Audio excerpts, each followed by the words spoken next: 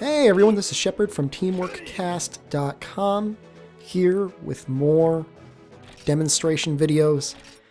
This is a little something I like to call the double white devil video. I don't know. I'm just going to show off some of the arena quests from Monster Hunter Freedom Unite. A little bit of a throwback, but it's kind of interesting to see the evolution of the sword and shield over the last couple games.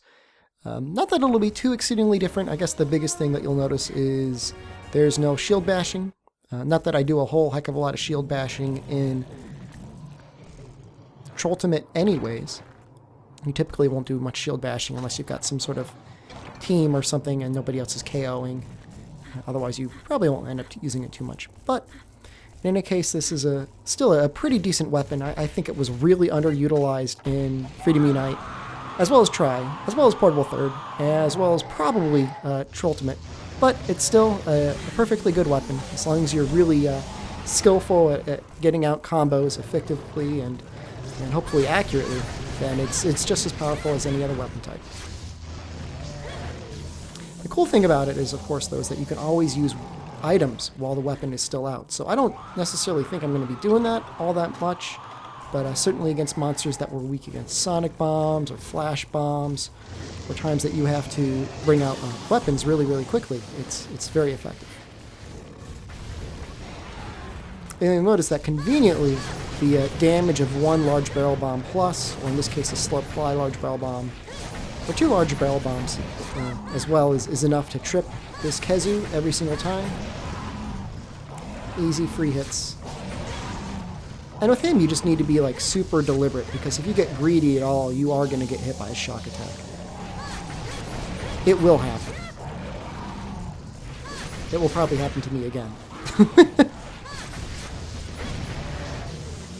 The hardest part is being able to roll accurately out of the way as well. If there's one thing that I guess I could really emphasize for people that are studying the sword and shield, as you can see right there, or the switch axe, is really getting used to being able to roll in the way that you want.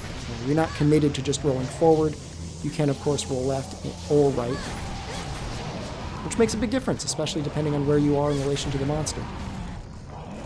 Of course, with the PSP, it is a little hard. The analog stick isn't necessarily the best thing in the world.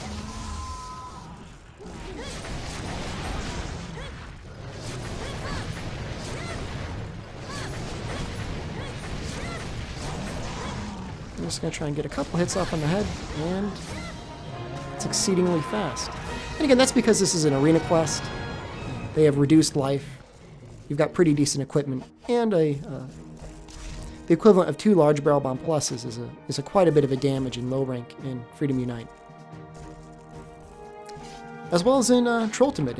If you're ever struggling on a monster, never feel like you're not allowed to use bombs, especially in low rank, they do a significant amount of damage.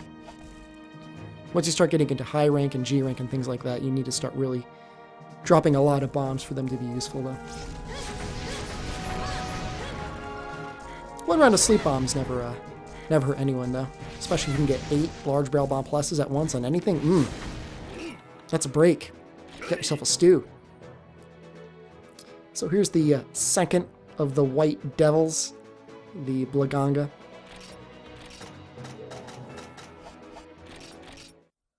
This time they're giving us a paralysis sword and shield, which wouldn't normally be my first choice if I were to be playing the game solo.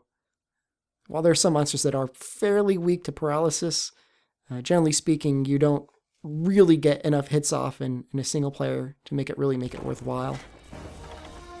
That certain rare, extremely powerful weapons notwithstanding, such as the darkness or something like that.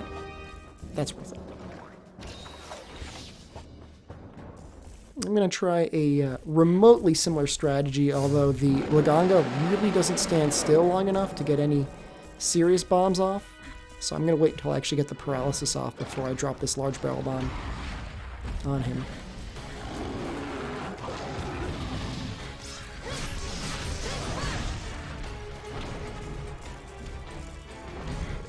Certainly, though, the sword and shield is an excellent weapon to use against him. As you can see, he is extraordinarily mobile. Probably one of the most mobile monsters that you've ever seen in Monster Hunter. He's always hopping forward or back really quickly. His moveset actually isn't all that dissimilar from a Rajang. You can get really used to his moveset. It's actually just kind of like Rajang's, except Rajang has a lot stronger presence when he's looking at you. He has that one spin attack that comes out fairly quickly, as well as his rampaging punching attack. This guy doesn't normally do much outside of telegraph attack that's going to come forward.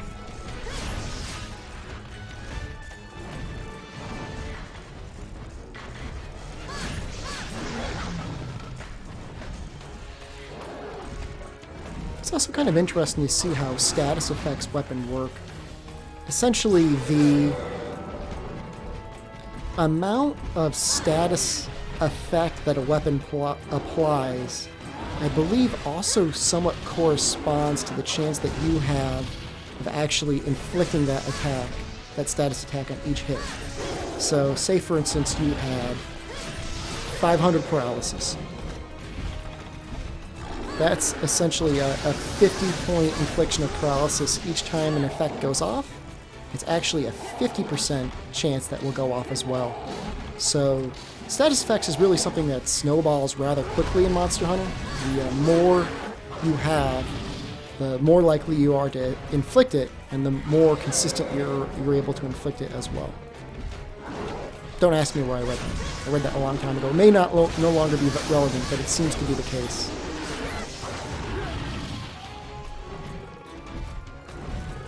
That's why the G-rank status weapons always seem to be proccing non-stop, and the low-rank ones seem to go off just every once in a while. Doesn't help though, because of course monsters build up a tolerance to specific statuses as time goes on. Each infliction increases usually by 100 to 200 points more that you have to inflict, and of course monsters are always recovering from the status that you do inflict on them. So it never seems like you could really get ahead.